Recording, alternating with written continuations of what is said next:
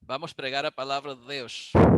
Ok, buenas tardes, buenos días y buenas noches a todos los hermanos que estamos conectados en este momento para estudiar y conocer un poquito más de Dios, conocer un poquito más de la palabra de Dios. Isa, Eh, Isa, llámame. ya dice aquí que no sé. Silenciar. Ya de silencio, ya está listo. Ok, estamos estudiando el libro de Colosenses. La semana pasada estuvimos viendo el capítulo 3. Estuvimos hablando sobre el versículo 16, versículo 17. No sé si alguien quiere hacer un comentario sobre lo que recuerda de lo que hemos estado viendo en este capítulo 3, sobre todos los versículos 16 y 17. ¿Alguien que recuerde algo de lo que vimos y quieras comentarlo? Si no hay nadie, continuamos. Ok, entonces sabemos, para hacer un resumen de lo que hemos visto en la carta de Colosenses, Pablo escribe la carta porque estaba sucediendo o estaba viviéndose una situación difícil en la iglesia de Corintios, aparentemente por intermedio de Epafras. Pablo se entera de la situación que está viviendo Colosas. Parece que se le estaba yendo de la mano la situación con los falsos maestros, porque se estaban introduciendo falsos maestros, no porque estaban viniendo de afuera, sino que dentro de la misma iglesia de Colosas, aparentemente algunos hermanos o algunos judaizantes cristianos estaban enseñando doctrinas humanas, doctrinas falsas. Y eran personas que tenían facilidad de palabra, facilidad de enseñanza, y estaban convenciendo a muchos hermanos acerca de estas doctrinas que eran falsas. Por eso el apóstol Pablo, cuando le escribe la carta, él trata de hacer énfasis en Cristo Jesús, de quién era Cristo, quién es Cristo. Decía que él era suficiente, como vimos en el versículo 10 del capítulo 2. Y vosotros estáis completos en él, o sea, no le hace falta más nada. Ya con Cristo estamos completos, porque en él habita corporalmente toda la plenitud de la deidad. Él es Dios en la carne. Todo lo que es Dios es Cristo y en él somos suficientes. Y después les habla de que la ley ya fue crucificada juntamente con Cristo, que ya no tenemos por qué guardar ciertos preceptos de la ley o esos mandamientos expresados en mandamientos que nos era contraria a esa ley. Dice que fue clavada en la cruz juntamente con Cristo y por tanto ya no tenemos que someternos a nada de lo que la ley decía, porque aparentemente había judaizantes que estaban enseñando acerca de la ley, que los cristianos gentiles, que era el caso de la iglesia de Colosas, tenían que guardar o les estaban enseñando que tenían que guardar cierta parte de la ley. También estaban introduciendo algunos mandamientos de hombres, ¿verdad? Y el Pablo trata de corregir esta parte. En el capítulo 3, él le habla acerca de la nueva vida que hay en Cristo, porque no solamente tenían problemas doctrinales en cuanto a las enseñanzas que estaban trayendo estos falsos maestros, sino las actitudes o su vida cristiana tenía que cambiar. Ellos como cristianos ya no podían seguir como eran antes. Por eso el versículo 5 de él decía, el apóstol Pablo decía en el capítulo 3, haced morir pues lo terrenal en vosotros. O sea, su vida antigua, su vida terrenal, lo que ellos hacían antes, cómo vivían antes, cómo hablaban antes, cómo se comportaban antes, con lo que hacían antes, todas esas cosas las tenían que dejar. Fíjense que ellos eran cristianos, ya se habían bautizado, habían recibido el Espíritu Santo, pero seguían viviendo la vida de antes. Y ahí está el problema. Por eso el apóstol Pablo trata de corregir estas situaciones que se están dando dentro de la iglesia de Colosas. Y eso es ejemplo hasta para nosotros, porque es lo que decíamos hace rato. O sea, a veces creemos que por el hecho de bautizarme, que ya recibí el Espíritu Santo, ya mi vida se transforma. No, si yo no pongo de mi parte para que mi vida se transforme, mi vida no se va a transformar. Es más, puede llegar a ser peor si yo no busco alimentarme de la palabra de Dios. Dice que estas cosas que ellos tenían que hacer morir, las cuales la ira de Dios viene sobre los hijos de desobediencia. O sea que Dios siempre requirió de nosotros obediencia, que tenemos que procurar hacer su voluntad, tenemos que procurar hacer lo que Dios le agrada, conocer primeramente a Dios, conocer su voluntad y vivir conforme a lo que le agrada. Tenemos que hacer morir, también tenemos que dejar también, decía el versículo 8, estas cosas, ira, enojo, malicia, blasfemia, palabra deshonesta de nuestra boca. No mintáis los unos a los otros, habiendo despojado el viejo hombre con sus hechos. Entonces, si ya nosotros nos despojamos del viejo hombre con sus hechos, porque eso lo hicimos en el momento que nosotros conocimos a Cristo, conocimos a Dios, nos bautizamos, nosotros decidimos seguir una vida nueva. Y si yo decido seguir una vida nueva, yo tengo que procurar dejar todas estas cosas. No tengo que seguirlas practicando. Pero esto es un crecimiento. No es que yo el día siguiente de estar bautizado voy a dejar todo o voy a cambiar mi vida completamente. Nosotros vamos en un crecimiento, pero tenemos que procurar crecer, procurar siempre estarnos alimentando de la palabra de Dios para crecer. Entonces, nosotros nos despojamos del viejo hombre, es como quitarse la ropa sucia y vestirse una ropa nueva. Dice el versículo 10, y revestido del nuevo. Somos revestidos del nuevo hombre. Ya nos revestimos, tenemos una ropa nueva, ya nosotros fuimos limpiados. Entonces, si mi ropa está limpia, si yo fui limpiado, no procuremos volvernos a ensuciar o ensuciarnos. Procuremos mantenernos limpios. Por eso nuestra vida tiene que ser transformada, nuestra vida tiene que ser cambiada. Dice, el cual conforme a la imagen del que lo creó se va renovando hasta el conocimiento pleno, donde no hay griego, ni judío, ni circuncisión, ni circuncisión, bárbaro, ni escita, siervo, ni libre, sino que Cristo es el todo y en todo. O sea, no hay ningún tipo de diferencias sociales, de razas. Ya Cristo es uno en todos. Ya todos somos uno en Cristo. O sea, ya no hay diferencia como antes, que solamente el pueblo de Dios era el pueblo de Israel, tenía ciertas cosas que tenían que guardar, como era parte de como era la ley, la circuncisión. Ya en Cristo Jesús, ya eso se quitó. Ya la barrera que había intermedia entre nosotros se cayó, se derrumbó. Ya nosotros somos un solo pueblo en Dios, en Cristo Jesús. Somos un solo pueblo, ya no hay ese tipo de diferencias. Entonces, vestíos pues, versículo 12, vestíos pues. Ahora, ¿quién se tiene que vestir? Ya nosotros fuimos revestidos, ahora tenemos que vestirnos, y vestir no significa compórtate, vive como corresponde a una persona que es seguidor de Cristo, a alguien que conoció a Dios, a alguien que quiere estar con Dios eternamente. Tienes que comportarte como tal. Dice, como escogido de Dios, santos y amados, porque somos santos y amados de Dios, de entrañar misericordia, de benignidad, de humildad, de mansedumbre, de paciencia. Y esto tiene que ver con los frutos, el fruto del Espíritu que estábamos viendo ahorita en Gálatas capítulo 5.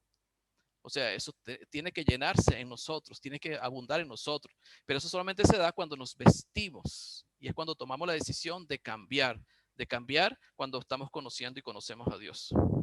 Soportándoos unos a otros y perdonándoos unos a otros. Entonces tiene que ver con el perdón también, la paciencia. Si alguno tuviera queja contra otro, de la manera que Cristo os perdonó, así también hacedlo vosotros. Entonces, ¿de qué manera vamos a perdonar a los demás si tuviéramos alguna situación con otro hermano? De la misma manera como Cristo nos perdonó, así también hacedlo vosotros. ¿Merecíamos nosotros el perdón? En ninguna manera. No merecíamos el perdón, pero con todo y eso, que no merecíamos el perdón, Cristo murió por nosotros. Se entregó por nosotros, hasta por los que lo estaban matando. Cuando él mismo en la cruz ora por ellos. Dice, Padre, no perdónalos porque no saben lo que hacen o lo que están haciendo. Entonces tenemos que practicar ese mismo perdón que Dios practica con nosotros. Y eso, ¿cómo lo llegamos a tener? ¿Cómo nosotros podemos llegar a practicar ese mismo perdón de Dios entre los hermanos? Él decía aquí en el versículo 14, y sobre todas estas cosas vestidos de amor, que es el vínculo perfecto. ¿Por qué Dios decidió salvarnos? Por amor. Si el amor de Dios está en nosotros, si entendemos el amor de Dios y practicamos el amor de Dios, como el primer fruto del Espíritu Santo ya en Gálatas capítulo 5, versículo 22, el primer fruto es amor, o primera parte del fruto del Espíritu es amor. Entonces el amor es el que encierra todo. Si yo tengo amor, si yo practico realmente el amor de Dios, no va a haber conflicto entre nosotros, porque yo voy a perdonar cualquier situación que pueda tener con otro hermano. Porque el perdón no depende si se lo merece o no se lo merece. El perdón depende de mí. Es unilateral. Dios decidió perdonarnos. No porque nosotros nos merecíamos, sino porque Dios decidió perdonarnos. Dios decidió. Tomó la decisión por amor. Y la paz de Dios gobierna en vuestros corazones, a la que asimismo fuisteis llamados en un solo cuerpo. Y la paz. ¿Cómo debe vivir la iglesia? ¿Cómo deben vivir los cristianos? Dice, la paz de Dios gobierna en vuestros corazones, a la cual así mismo fuiste llamados. Nosotros fuimos llamados ¿a qué? A vivir en paz. Los cristianos tienen que vivir en paz. Y eso va a depender del vínculo perfecto, que es el amor. Si no hay amor, no hay nada. Como decía el apóstol Pablo allá en Corintios 13. Si no hay amor, no hay nada. Si no tengo amor, no soy nada. Y sed agradecidos. La palabra, versículo 16, la palabra de Cristo more en abundancia en vosotros, enseñándoos y exhortándoos unos a otros en toda sabiduría, cantando con gracia en vuestros corazones al Señor con salmos e himnos y cánticos espirituales. Entonces, ¿qué debe morar en abundancia en nosotros? Dice la palabra de Cristo. Debe morar en abundancia en nosotros. Entonces, ¿cuál es el secreto para que yo pueda tener ese amor, que es el vínculo perfecto, que yo tenga la paciencia, pueda ser benigno? ¿Cuál es el secreto? Que la palabra de Cristo more en abundancia en nosotros. Ese es el secreto, que la palabra de Dios abunde en nosotros, que conozcamos y crezcamos en la palabra de Dios, enseñándoos y exhortándonos unos a otros en toda sabiduría. Enseñándoos, enseñar. ¿Qué enseñamos? La palabra de Dios. ¿Cómo nos exhortamos? Pablo los está exhortando acá a los colosenses en cuanto a su vida pasada, en cuanto a su vida en el mundo, el cambio que deben tener. Esto es una exhortación, los versículos 5 hasta el versículo 11. Es una exhortación que Pablo le está dando. Entonces también tenemos que exhortar. ¿Y cómo exhortamos a nuestro hermano? No podemos exhortarnos con nuestras propias palabras, con nuestros propios conocimientos, con nuestra propia sabiduría. La exhortación tiene que ver con la palabra de Dios. Por eso tenemos que llenarnos de la palabra de Dios. En todas sabiduría, cantando con gracia en vuestros corazones al Señor con salmos e himnos y cánticos espirituales. Los cánticos o los salmos que se escribieron y los cánticos tienen que ver con enseñanzas, tienen que ver con exhortación, tienen que ver con oración.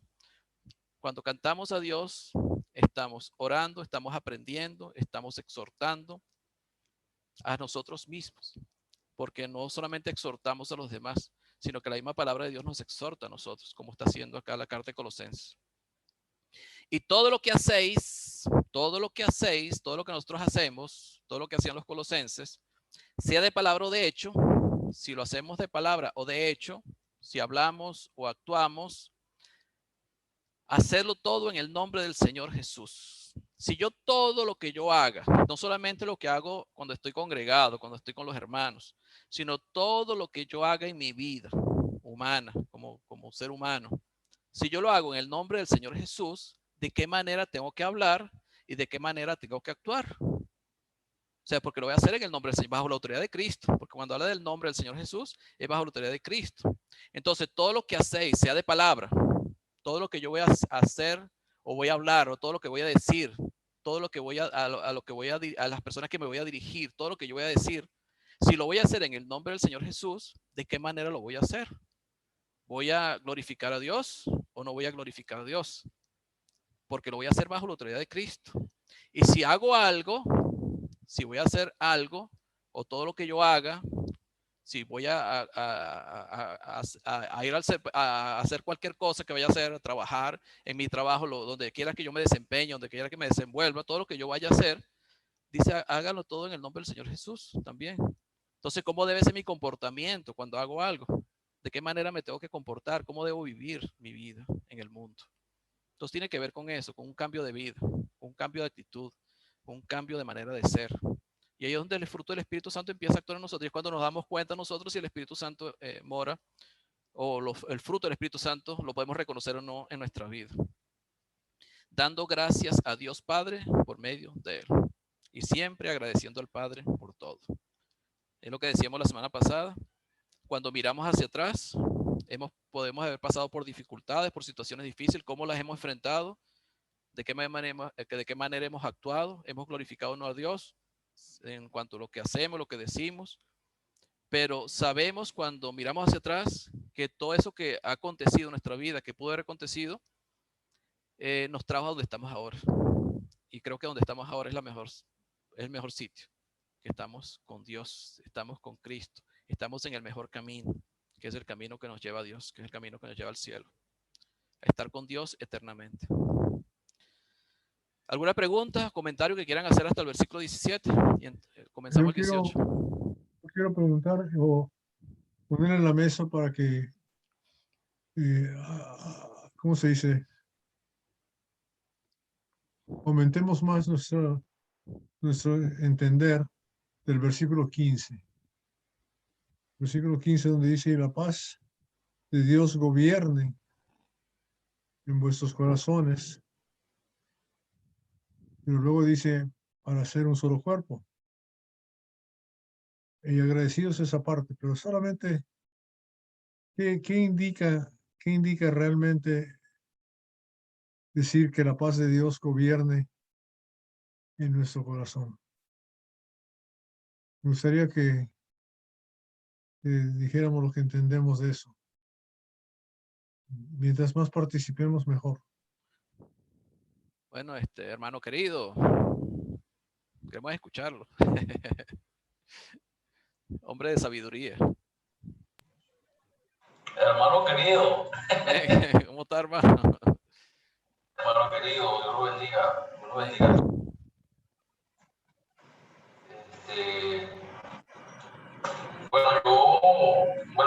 Me llama mucho la atención lo que dijiste en el resumen, versículo 10 y el versículo 12, el capítulo 13. Que una cosa es revestirse, versículo 10, y otra cosa es vestirse, versículo 12. Esa parte me llamó la atención, revestirse obviamente de todas las cosas que se mencionan allí en el mismo versículo 12. Cosas que tienen que ver con el corazón y con las relaciones. Especialmente en el 13, donde nos soportemos, todas esas cosas. Y que sobre todas esas cosas, dice el versículo 14, nos vistamos de amor, que es el vínculo perfecto.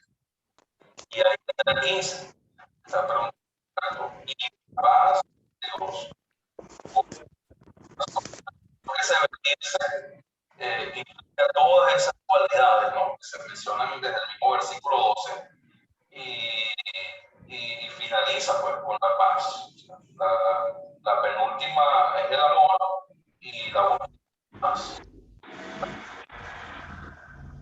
Razones, llamado a un solo cuerpo, se agradecido.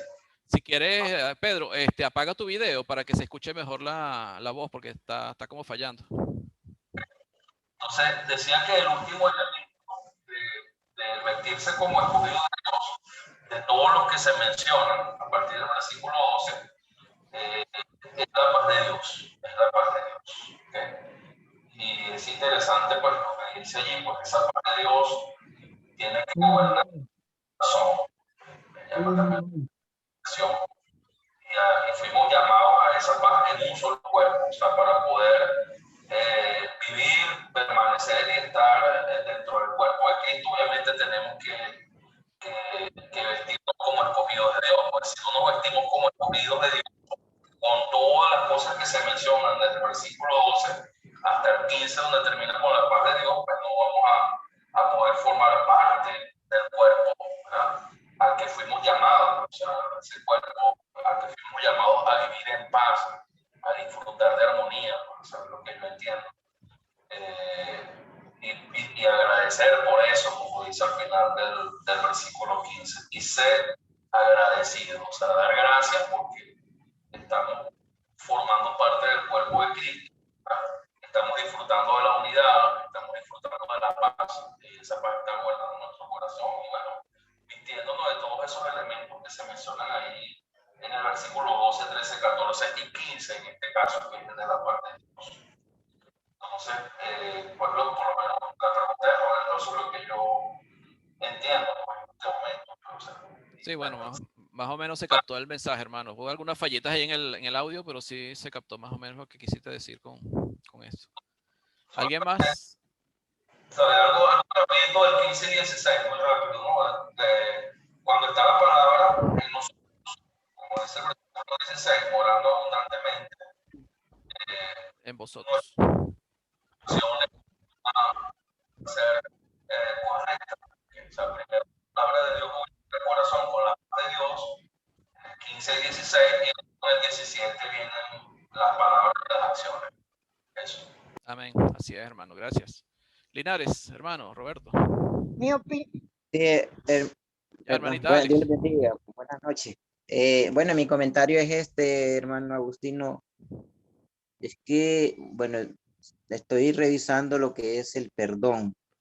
Y ahí nos habla de perdón, ¿va? Cuando nosotros perdonamos, hallamos paz en el corazón, en nuestro corazón.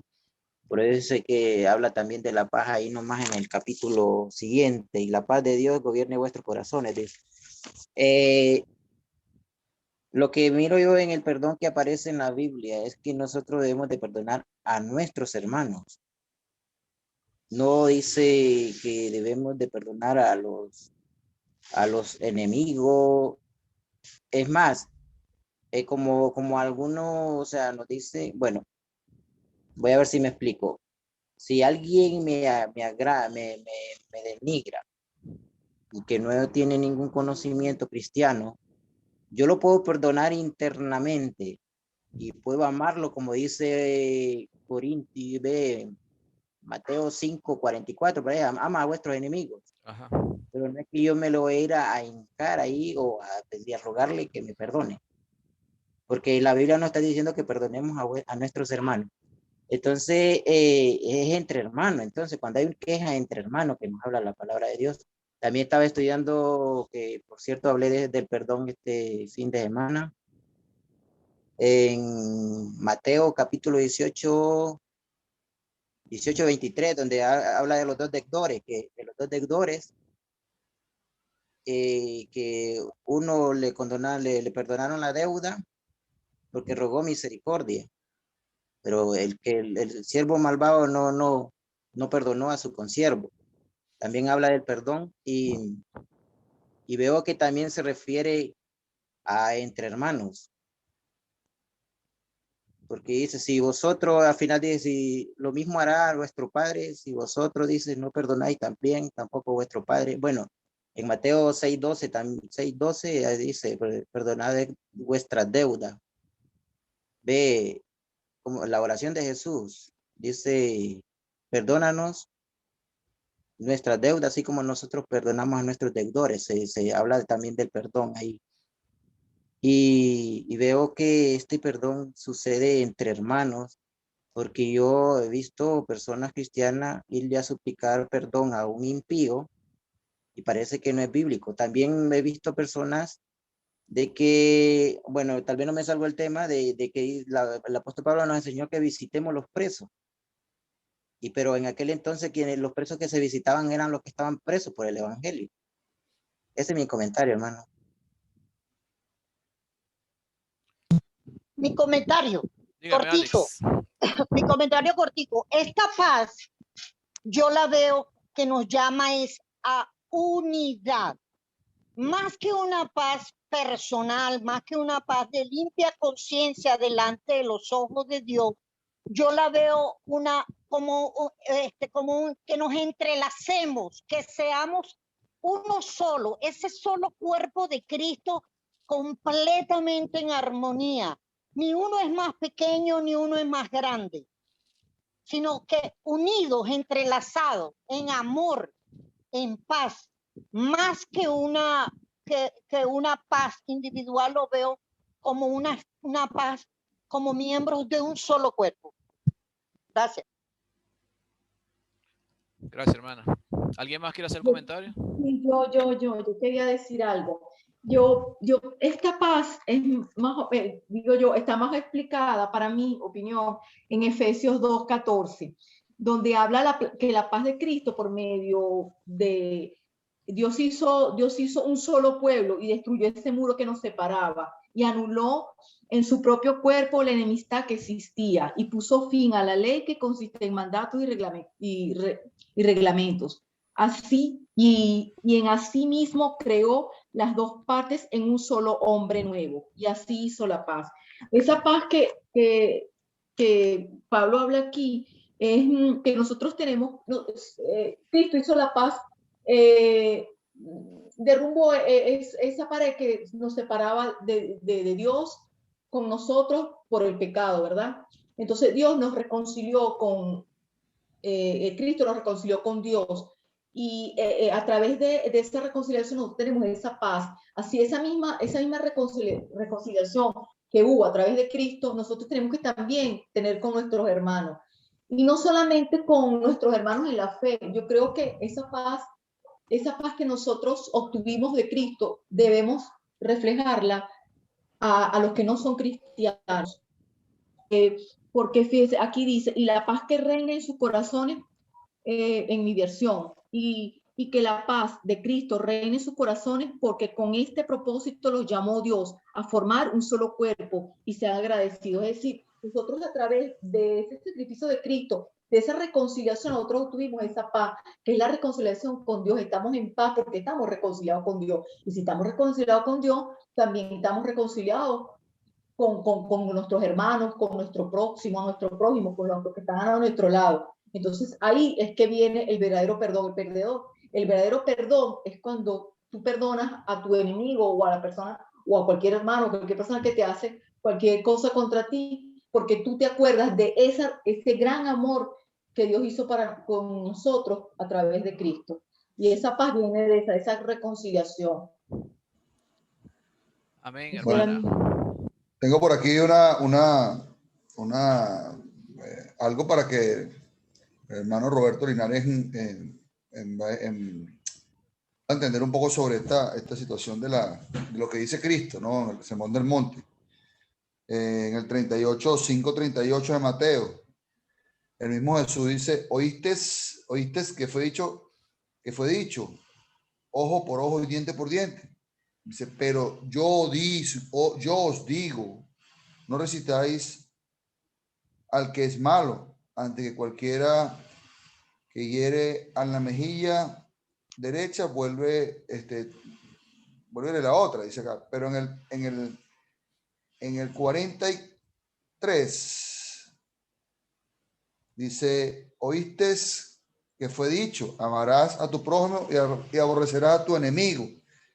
El 44 dice, pero yo os digo, amad a vuestros enemigos, bendecid a los que os maldicen, haced bien a los que os aborrecen y orad por los que ultrajan y os persiguen. O sea, aquí no te habla del hermano, no te habla, inclusive el Sermón del Monte era para quién, en el verso 3, para los pobres en espíritu, no eran para cristianos. Entonces allí hay que darle un poquito de vuelco a esto sobre el perdón, porque un cristiano le sucede algo con una persona del mundo y no lo perdona, realmente no tienes amor, pues. O sea, y hay que evaluar un poquito eso, que no es nada más entre los cristianos, sino también lo que decía la hermana, que cómo vas a tener paz, pues. Si el versículo que estamos leyendo es esa paz que buscamos, deberíamos de buscarla completa. No puede ser en parte. Es que el perdón tiene que ver cómo tú tratas a las demás personas. O sea, porque tú puedes tener un vecino que te trata mal. Ahora, si el vecino tiene necesidad, ¿qué haces tú? ¿Cómo actúas? Ahí está el detalle. O sea, cómo tú actúas ante una persona que te trata mal. Entonces, uno como cristiano tiene que tener una actitud diferente a la que tiene el mundo. Por eso él decía, el que te hiera una mejilla, ponle la otra. O sea, nadie hace eso. O sea, en su sano juicio nadie hace eso. Eso lo hace alguien que piensa y que quiere hacer y comportarse según la voluntad de Dios. Pero tiene que ver con pensamiento. O sea, que tú pienses lo que estás haciendo. No que reacciones, sino que acciones. Hagas las cosas como Dios quiere. Entonces, ¿quién es tú? Fíjate que Jesucristo puso como parábola el buen samaritano. ¿Por qué utiliza el samaritano? ¿Quién es el que estaba herido? ¿Quién fue que lo ayudó? Eran enemigos. Eran dos pueblos enemigos. Y con todo eso lo ayudó. Era un samaritano y lo ayudó. Le pagó, lo curó, lo llevó, le dio dinero. Entonces, ¿quién es realmente tu prójimo? ¿Quién es el que tú debes ayudar? Entonces, el amor no es solamente entre cristianos. No es que yo voy a perdonar solamente entre cristianos. O sea, el perdón tiene que ver con la actitud que yo tenga hacia los demás. Porque yo puedo decir, yo te perdono, pero si no te hablo, te trato mal, entonces realmente no te perdoné. O sea, el perdón tiene que ver con la actitud que tú tengas hacia la otra persona. De repente la otra persona te sigue tratando mal, pero ¿cómo lo tratas tú a él? Ahí está el detalle. ¿Cómo eres tú como cristiano ante los demás? No pagues mal por mal. Exactamente. O sea, ¿cómo actúas tú ante los demás? O sea, los demás te pueden tratar mal, como hicieron con Cristo, pero ¿cómo actúa Él con los demás? Ahí está el detalle, ahí está la diferencia. Es la actitud nuestra, es la manera de actuar nuestra, es diferente. Hermano Roberto. Iba a decir algo, hermano Roberto Miranda. El Pedrito tiene la mano levantada. Ah, no lo había visto. Pedro. Pero yo no te oigo bien. No, Necesito que cambies el micrófono. ya como que se ve mejor, ya cambió de cámara. Ah, bueno. ¿Se escucha?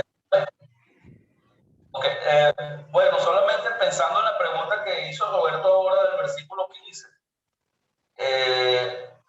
O sea, como dice pues el versículo, la paz de Dios gobierne vuestros corazones, a la que asimismo fuiste llamado en un solo cuerpo. Yo creo que cuando hemos entendido, o sea, el perdón que recibimos, la reconciliación que recibimos con el Señor y esa paz que tenemos con Él, o sea, cosas que antes no teníamos por la enemistad, causa del pecado.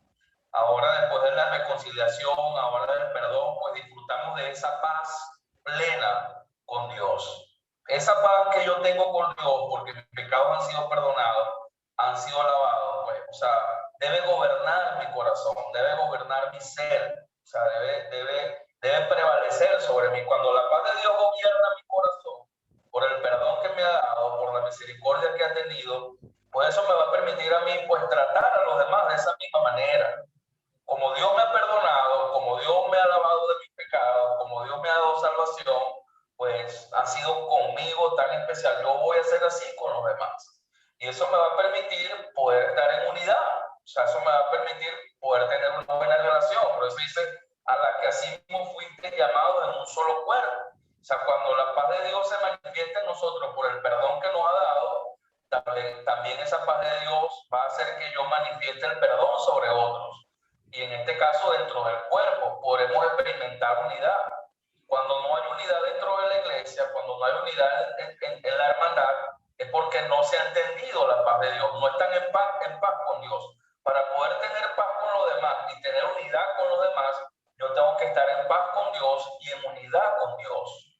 O sea, es lo que yo entiendo de ese pasaje. Cuando realmente la paz de Dios la disfruto, la experimento, me beneficio de ella, por la misericordia que Dios ha tenido conmigo, yo podré tener paz con otros y vivir en unidad con otros. Y más bien voy a estar agradecido, pues, como dice al final del versículo 15, o sea, por cómo Dios me ha perdonado, cómo Dios tiene paz conmigo, cómo Dios ahora tiene relación conmigo. Y eso me permite inclusive también extenderlo a otras personas para experimentar y disfrutar la unidad de estar en un solo cuerpo, como dice pues ese mismo versículo 15. Algo que tengo que saber, mi manera de entender ese versículo. No sé, Roberto, si tiene también algo que comentar sobre eso.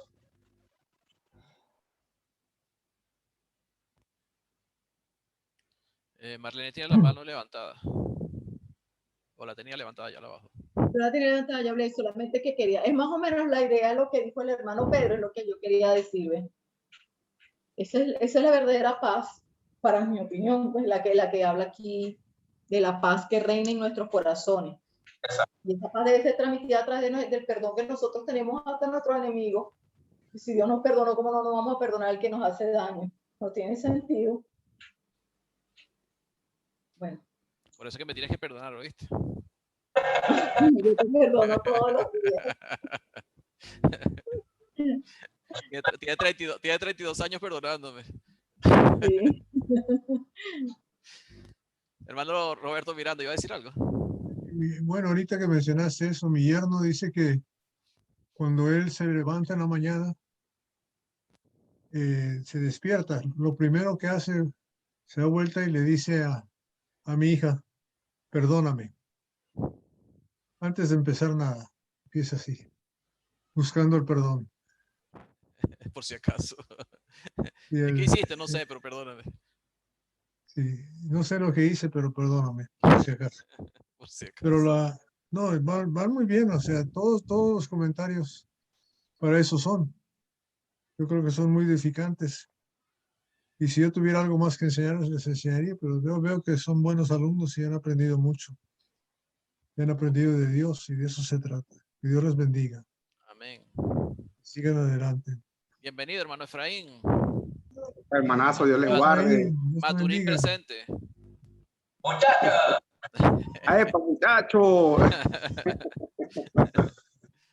Disculpe la tardanza, vale. Sí, vale. Bueno, Pero ahí es otro que comprendo. no le pasan los años, se ve igualito todavía que hace 30 años. Se ve igualito de feo, ¿verdad? No, de bonito, de guapo. Igual que Fidelito, Fidel tampoco cambia. No, Ojalá pudiera Sí. decir lo mismo de los demás, pero no lo puedo hacer. no. Amén, amén. No quiero mentir. Sí. Bueno, Bueno, hermanos, continuamos. una Dígame. cosita más, nada más ahí. La paz de Dios que gobierna nuestros corazones es la misma paz de Filipenses 4, que ya acabamos de terminar el estudio hace unas semanas, ¿no? La paz de cuando si ponemos nuestras ansiedades y nuestras peticiones ante Él, ¿verdad? La paz de Dios gobernará nuestros corazones y pondrá nuestros corazones en Cristo Jesús, ¿verdad? O sea, la paz de Dios gobierna, quiere decir que debo de controlar mi mente, mi corazón, estar pensando la paz que Dios nos ha dado. La paz que Dios nos ha dado es el perdón que nos ha dado, que es lo que están todos ustedes diciendo. Lo que Él nos ha dado hace, y nosotros pensamos que eso es lo que gobierna mi corazón, mi actitud va a ser la misma. Por eso el versículo anterior, ¿verdad? Así como Dios nos perdona a nosotros, perdonamos unos a otros. Pero la otra cosa es que definitivamente Dios está buscando, no hay duda que está buscando la unidad de la iglesia, lo cual otras gentes mencionaron, ¿verdad? Y eso se requiere también entender que la paz de Dios, porque Dios es un solo cuerpo, y un cuerpo no puede ir en contra de sí mismo, ¿verdad? Cuando en Efesios habla de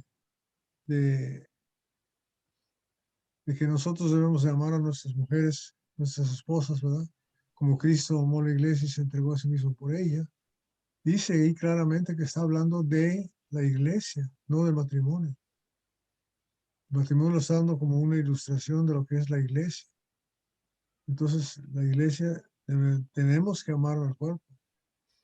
¿Cómo nos vamos a atrever a criticar,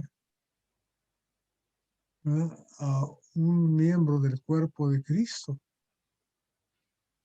¿Cómo nos vamos a atrever a criticar al cuerpo de Cristo? ¿Cómo vamos a atrevernos a hablar mal, ¿verdad?, del cuerpo de Cristo, si pertenece a Él? El cuerpo es perfecto ante los ojos de Dios. Y Él pagó por los pecados y los defectos que tiene. Por eso la palabra ya en Apocalipsis 14 dice que, o sea, la iglesia está formada por gente inocente, vírgenes que nunca se han contaminado con mujeres. Y no está hablando de que somos perfectos, sino que hemos sido lavados, somos redimidos, estamos perdonados. Y no tenemos derecho, nos podemos criticar a nosotros mismos, mas no a los demás, en ese sentido. ¿No? Y no pelear, sino al contrario, buscar la paz entre nosotros.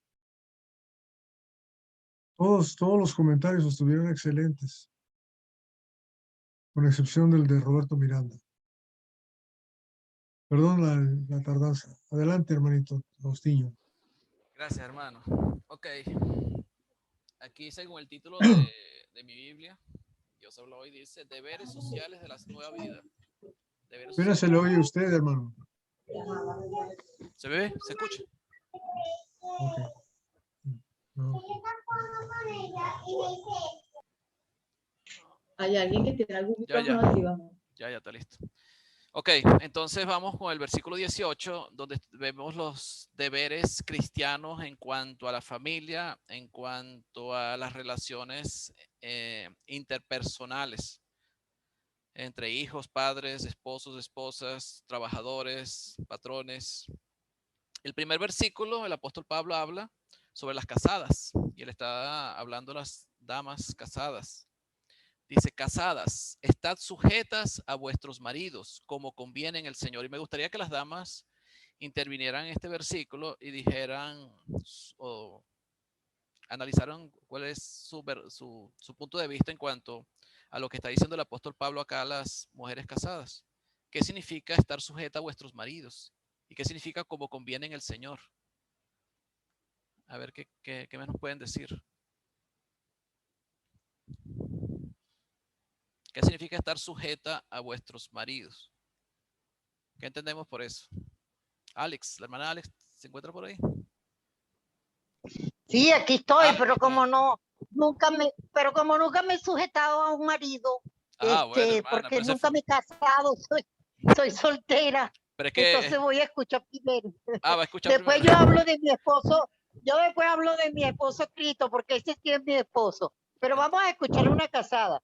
Marlene es la única casada ahorita aquí, creo. Perdón, Sí. no vale decir no entiendo. Es. Bueno, aquí habla de someterse a los esposos. Someterse es como cuando tú estás bajo la autoridad de alguien. Como si nosotros nos sometemos a la autoridad de Cristo, también nos tenemos que someter a nuestros esposos porque son nuestra cabeza, como Cristo es la cabeza de la iglesia. Y someterse no quiere decir que uno se va a convertir como una esclava, sino que cada uno tiene sus obligaciones en el hogar. La mujer tiene sus obligaciones como madre en el hogar y como mujer con el esposo, pero también el esposo también tiene esas obligaciones en el hogar diferentes a las nuestras. Por eso es que el modelo de Cristo es que el esposo es la cabeza de la esposa, por eso es que nos sometemos al esposo, así como también el esposo se somete a Cristo. Es como una cadena, pues como una pirámide, vamos a decir así. O sea, es lo que yo entiendo. o sea que sujetarse. Dígame, hermana Alex. Ajá, yo lo que puedo, bueno, respetando la opinión de la hermana, porque ella es una mujer casada y bueno, y es diferente estar sujeta a un hombre, sí, a un ser terrenal que estar sujeta a Dios.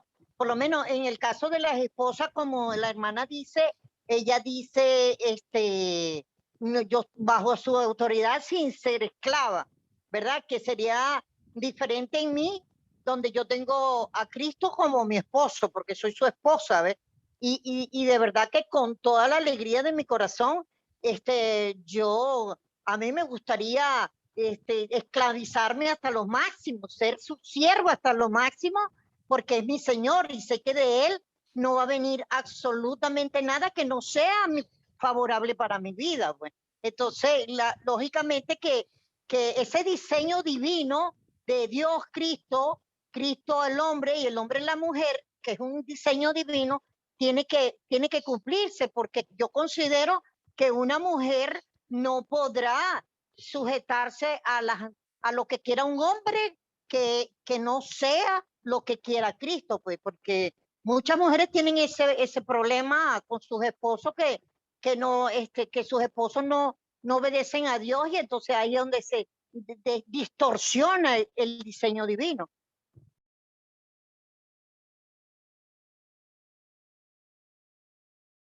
Amén, hermana, gracias por su comentario. Y Marlene, también, gracias. Entonces, estar sujetas a vuestros maridos tiene que ver con estar bajo autoridad del marido. Estar bajo la autoridad del marido. Ahora, ¿qué significa cómo conviene en el Señor? Como conviene en el Señor. ¿Qué significará como conviene en el Señor? ¿Qué opinión tienen? ¿Qué creen ustedes?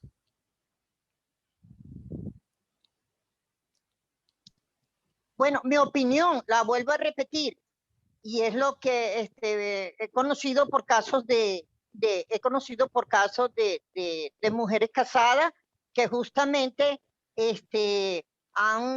caen en la dificultad de la sujeción cuando lo que de pronto el marido no está realmente en esa armonía del diseño, pues.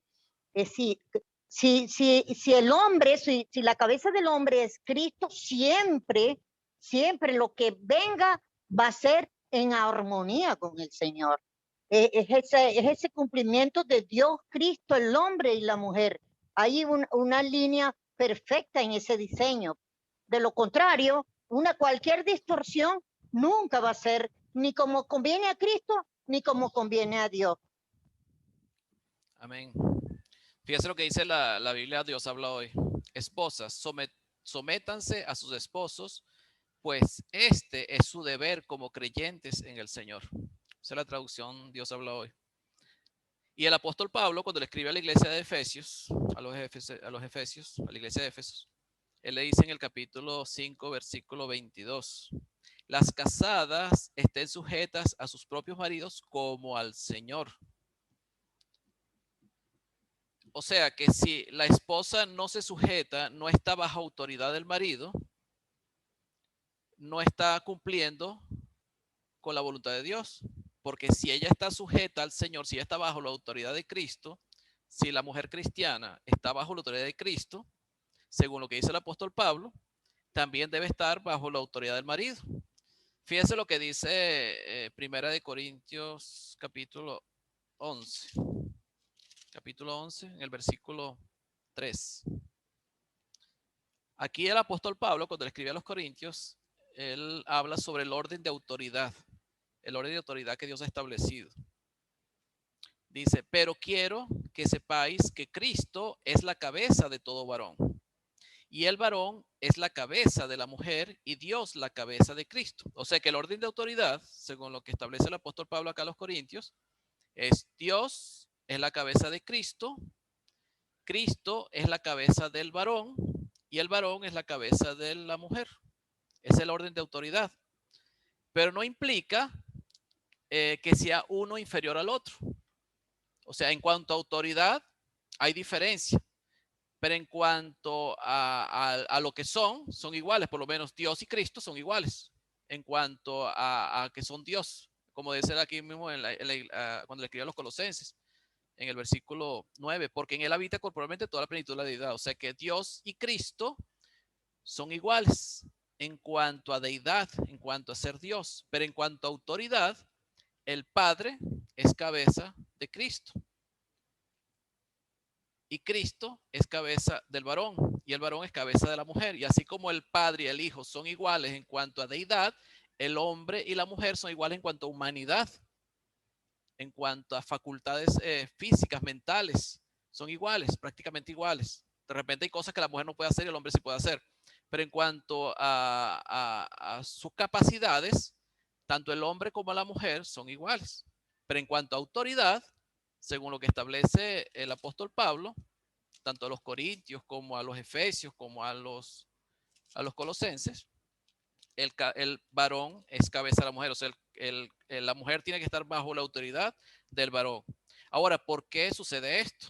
¿Por qué razón esto sucede? ¿Por qué el hombre tiene que ser cabeza de la mujer? ¿O por qué la mujer tiene que estar bajo la autoridad del varón? Para poder cumplir con la voluntad de Dios, porque cuando la mujer se sujeta al varón, está cumpliendo con la voluntad de Dios, porque Dios es cabeza de Cristo, Cristo la cabeza del varón y el varón cabeza de la mujer. Por tanto, cuando yo me sujeto a lo que Dios dice, me estoy sujetando a Dios. Entonces estoy cumpliendo con la voluntad de Dios. Ese es primeramente el propósito. Ahora, ¿cuál es la razón por la que la mujer se tiene que sujetar al varón? Tiene que haber una razón. O sea, no puede ser que el apóstol Pablo se le ocurrió de repente decir eso. Y creo que tiene que ver con lo que él dice en primera de Timoteo, cuando habla de que las mujeres en el capítulo 2, en Gálatas, en primera de Timoteo, perdón, en primera de Timoteo capítulo 2, versículos 11 en adelante. Dice así: la mujer aprenda en silencio con toda sujeción. O sea, que habla de sujeción. Está bajo autoridad. Dice, porque no permito a la mujer enseñar ni ejercer dominio sobre el hombre, sino estar en silencio. Fíjese que el apóstol Pablo, cuando le escribe a Timoteo, él le enseña de que él no permite que la mujer enseñe ni ejercer dominio sobre el hombre, sobre el varón, sino que debe estar en silencio. El silencio no tiene que ver con estar callada, que no pueda decir nada, sino en cuanto a dominio y enseñanza, en cuanto a tener la preeminencia dentro de lo que es la relación entre hombre y mujer. Ahora, ¿por qué razón Pablo no permite que la mujer enseñe ni ejerza dominio sobre el hombre? Dice el versículo 13, porque Adán fue formado primero, después de Eva. Y Adán no fue engañado, sino que la mujer, siendo engañada, incurrió en transgresión. Entonces él se va al principio, a la creación. O sea, él se ubica en la creación para enseñarle a Timoteo la razón por la cual la mujer no puede ejercer autoridad sobre el varón. Y tiene que ver con el principio y es con lo que Dios enseñó allá en el principio. Cuando nos vamos al principio, que es en Génesis capítulo 3, y ya sabemos la historia de lo que pasó en Génesis capítulo 3, que cuando Dios hace al hombre del polvo de la tierra, después hace una compañera para él de una costilla, se la trae, los pone en un jardín llamado el jardín del Edén, allá donde Dios los pone para que labrasen la tierra, y les da una advertencia donde ellos no pueden comer del fruto del árbol del bien y del mal, del conocimiento del bien y del mal, porque el día que comieran de ese árbol iban a morir. Y vemos en el capítulo 3 cuando la serpiente, que dice que era astuta, tienta a Eva para que coma del fruto del árbol que Dios le dijo que no comiera. Y la mujer comió de ese fruto, engañada por la serpiente, tentado por la serpiente, comió y después dio a su marido para que su marido comiera. O sea, ellos desobedecen a Dios en ese momento y comen los dos. Y eso trajo consecuencias. Que trajo consecuencias el hecho de que ellos hayan desobedecido a Dios comiendo del fruto del árbol o comiendo del árbol que Dios le había dicho que no comieran.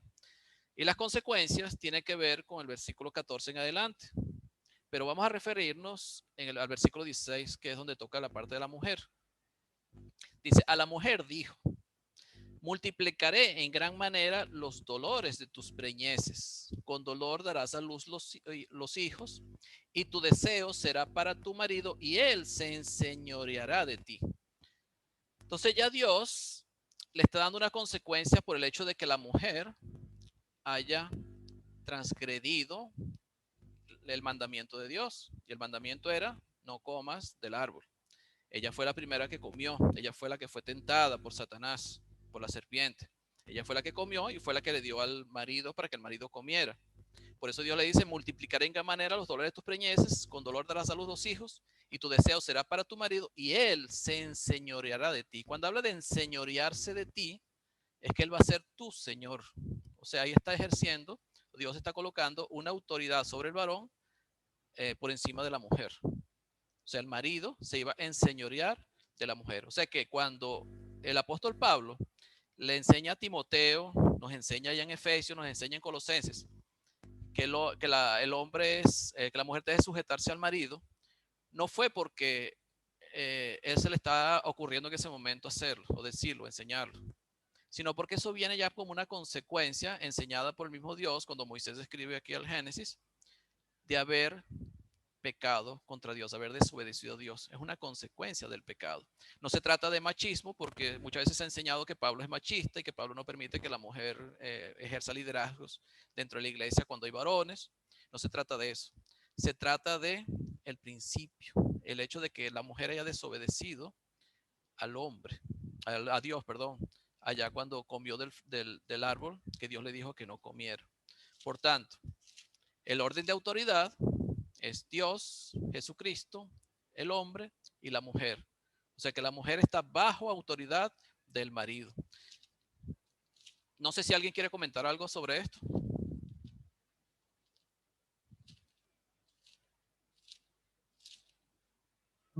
Bueno, solo recordarles que ahí en Efesios dice sujetados unos a otros, Eso iba ¿verdad? también. Hablando de los matrimonios, en el versículo 21. Y la otra cosa, no nos olvidemos lo que Pedro le dijo a los del concilio, ¿verdad? ¿A quién obedeceremos, a Dios o al hombre? Exactamente. Si tu marido te dice, no, no puedes ir a la iglesia, ¿verdad? No puedes servir a Dios, no puedes ser cristiana, ¿qué vas a hacer? Obviamente, ¿a quién debemos obedecer primero? ¿A Dios o al hombre? ¿Verdad? Entonces también cuando dice ahí las sujeciones al hombre como conviene el Señor, también está hablando de la autoridad, ¿verdad? No voy a sujetarme al marido si el marido me pide cosas que haga que van a guiarme al pecado, que van a llevarme al infierno. Y ese es muchos de los problemas de matrimonios mixtos, donde el marido no es cristiano o la esposa no es cristiana, pues esos conflictos suceden. Pero obviamente primero hay que obedecer a Dios. Exactamente. Aquí en el capítulo 3 de Primera de Pedro. ¿Alguien iba a hablar? Sí, hermano. Dios le guarde. Hermano, creo que en cuanto a sujeción, es bonito cuando eso se da espontáneo, pues. Que en este caso la esposa lo entiende o la mujer lo entiende sin que sea impuesto o obligado, pues. Y cuando eso es así, bueno, realmente Dios es glorificado y Dios es exaltado. Y el hombre también tiene que trabajar en función de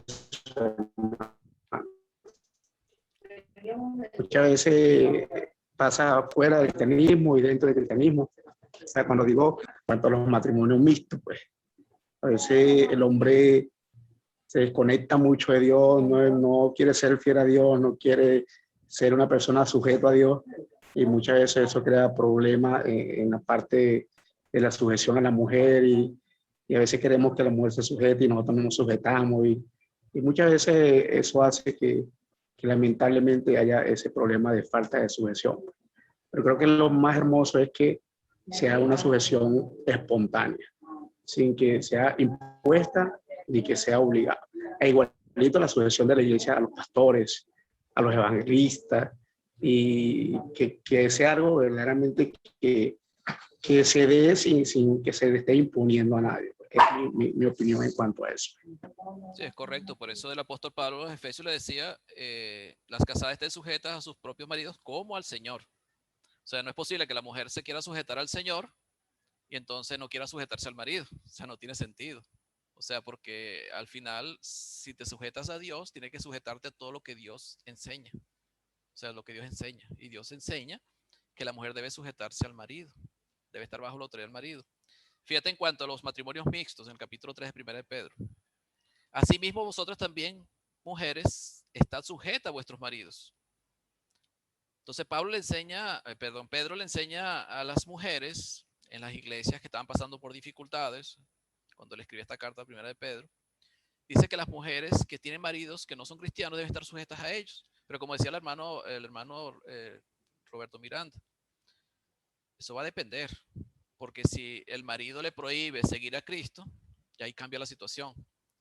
Pero dice que la razón por la que ellas tienen que estar sujetas es para que también los que no creen a la palabra sean ganados sin palabras por la conducta de sus esposas.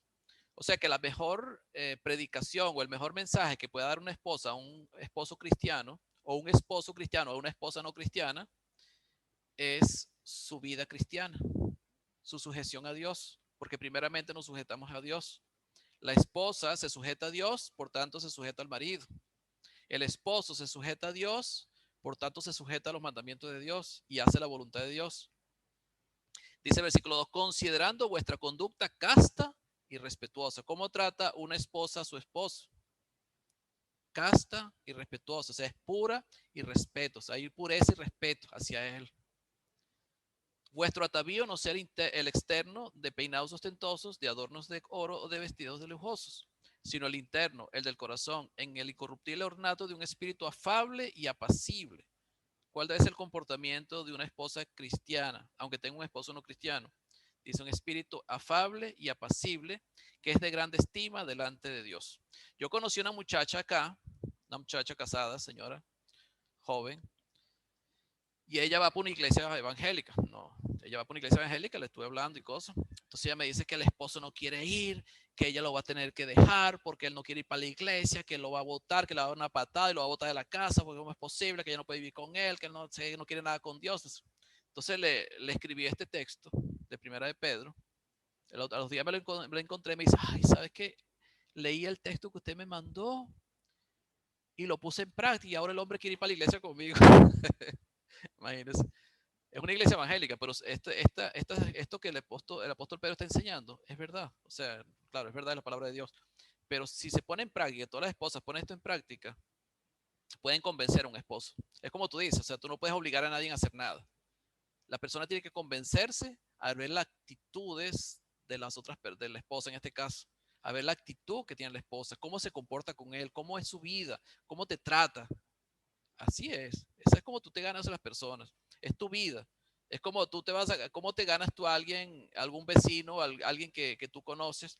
Si tú tienes un mal comportamiento, tú tratas mal a esa persona, jamás lo vas a convencer para Cristo. Pero si esa persona te trata mal, pero tú lo tratas bien a él, al final él se va a dar cuenta que él quiere ser igual que tú. Y él quiere saber por qué tú eres así. Esa es la mejor prédica, el mejor mensaje que podemos dar nosotros al mundo. Y la mujer casada con un hombre incrédulo debe practicar eso, según lo que el apóstol Pedro le está diciendo. Que el atavío, o sea, la verdadera belleza de una mujer no es por fuera, no es que se adorne, no es que se vista bonito, sino es el del corazón, en el afable ornato de un corazón incorruptible, el ornato del espíritu afable y apacible, que es de grande estima delante de Dios. Entonces la sujeción tiene que ver con eso, estar bajo autoridad, pero no bajo la autoridad, como decía Marlene, como si fuera una esclava, sino haciendo lo que le corresponde dentro de la familia, dentro del hogar, dentro del matrimonio. O sea, la mujer tiene sus labores, sus cosas que debe cumplir, y el hombre también tiene sus cosas que cumplir, sus cosas que hacer dentro de la relación matrimonial. Igual que la iglesia, la mujer tiene sus cosas que hacer, sus labores que hacer dentro de la iglesia, y el varón tiene sus responsabilidades también dentro de la iglesia. Cada uno tiene sus propias responsabilidades dentro de la iglesia. Por eso cuando él le escribía a Timoteo sobre la mujer,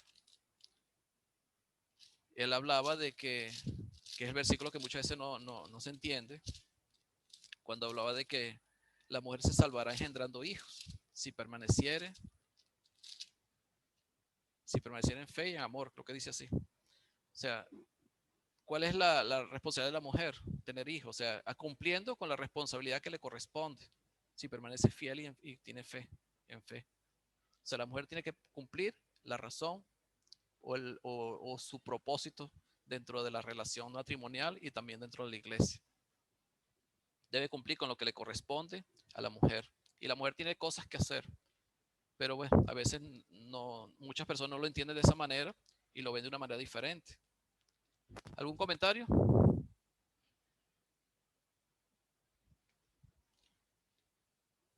Esa última cita que mencionaste, la mujer glorifica a Dios, engendrando hijos. La mujer también espiritualmente es la iglesia. Y la iglesia glorifica a Dios engendrando más hijos. La iglesia debe ser evangelística, ¿verdad? Debe buscar a ser hijos de Dios. Y la mujer también puede ser una evangelista, ¿verdad? No necesitan ir a enseñar a los hombres, pero sí debe ser. Es más, yo creo que las mejores evangelistas son mujeres, porque ellas tienen acceso, a ellas sí les abren las puertas a la gente, a nosotros no nos abren. Tienen miedo que les robemos, yo creo, pero a las mujeres sí les abren. El año antepasado, en la congregación de Northwestern Houston, de los 17 bautismos que tuvimos, 14 fueron de la clase de damas. De ahí salieron, ¿verdad? Para que, o sea, las mujeres tienen esa habilidad y qué bueno. Deben engendrar hijos espirituales también. Ese es el comentario, perdón. Amén, hermano, gracias. Hermano, quería pedirle que me apoye en oración por mi hijo, que estoy orando para una esposa para él, Aquí hay una joven que yo veo que está interesada en mi hijo. Ella es de una etnia, la etnia Nobel Google, de aquí, de Panamá, ¿verdad? Y bueno, ahí viendo para ver si ellos puedan concretar en una relación de pareja, porque ya, ella es una muchacha fiel. Y ayer estaba hablando con mi vecina, a la que evangelizo, y ella me dice, pero ¿cómo se va a casar su hijo con una indígena? Yo le dije, es que no es, ella no es bueno, ella puede ser parte de una etnia, pero ella es una hija de Dios. Y lo primero que tiene que ver mi hijo en ella es que ella tiene el Espíritu Santo de Dios. Y eso es lo que nos pide el Señor, pues, que seamos que seamos de las filas de la iglesia para que pueda haber una relación, como decía el hermano, que se evitan todos estos conflictos de una relación mixta, pues. Y sé que el hecho de ya ver a un hermano, pues, ya sea por esposo o como hermano, tenemos que ver a esa persona como a Jesús mismo y amarlo como a Jesús mismo. Y bueno, eso era lo que yo le explicaba a ella, pues entonces les pido de verdad apoyo para que mi hijo pueda llegar a concretar una relación de esposo. Ya tiene 30 años, me parece que yo debería ser abuela porque ya tengo 60 años y no tengo nietos. Gracias. ¿Cómo se llama su hijo, hermana? Mi hijo se llama César Augusto Espinosa. César Augusto. Ok. Hermana, ¿sabe lo que tiene que hacer usted? Instruye a esa mujer allí. Eso sí, ahí sí la puede instruir, yo. Instrúyala. Eso sí, Instrúyala. inclusive la estoy esperando porque ella tiene un día libre a la semana y ella viene a estudiar la palabra conmigo. La estoy esperando, incluso pues ya coincidimos que hoy es el día que le toca venir a pero visitarme. no tanto en la palabra, ¿okay? Porque la instrucción allí está bien, ¿no? Instrúyala cómo cocinarle a su hijo, cómo hacer las cosas a su hijo, cómo le gustan las cosas a su hijo, para que usted vea que esa relación va a quedar, miren, encajadita. Eso es lo que más me pide mi hijo. Mi hijo dice, enséñale a cocinar, porque ella cocina panameño y a mí me gusta comida venezolana. Bueno. Enséñela a hacer arepas y cachapas. Pabellón Y criollo. pabellón.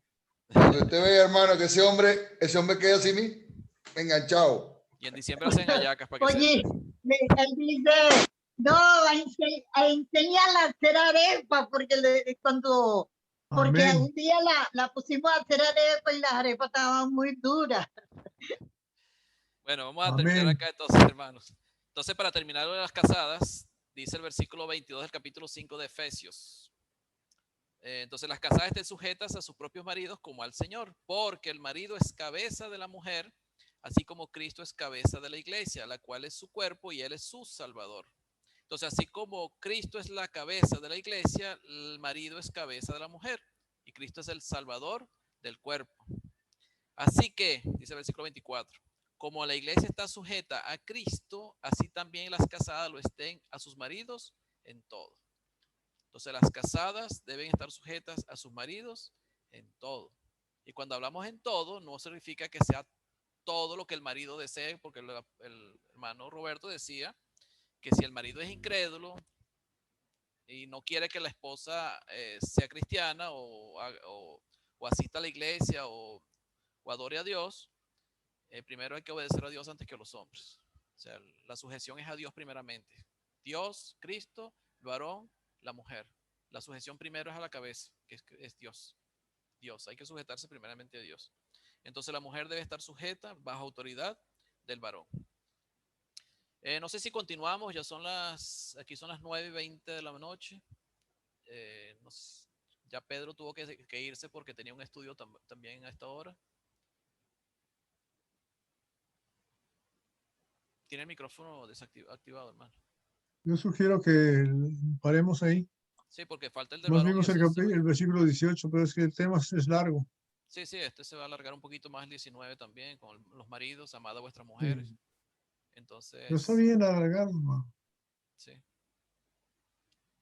¿Alguien tiene alguna pregunta o comentario? Efraín, Fidelito, Roberto, Inés, Daniel Alfonso, Marlene, Bueno, Marlon. yo digo que la parte más importante de este versículo viene en el 19. Esposo, amen a sus esposas y no las traten con aspereza. El hombre le cuesta amar a la esposa. Sepa El mañana. hombre es Sepa mañana. más frío, tiene más amor, es más cariñoso. Ese es un punto importante de Ahí tiene porque Teresa. mañana se desahogan ustedes con este versículo. Mañana no vamos a estar Sí, los hermano. varones. Los varones no van a estar puras mujeres aquí. Es bueno notar eso, lo que Ajá, dime, Efraín.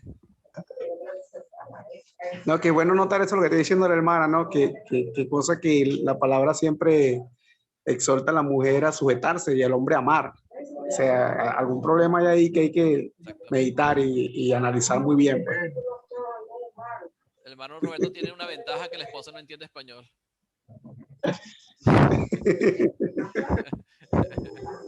No puede. Bueno, entonces, Es bueno, que Dios vamos a... sabe la debilidad de cada uno y por eso es que da esas advertencias, porque sabe cómo es el hombre, conoce al hombre, conoce a la mujer y sabe cómo eso sabe la mujer.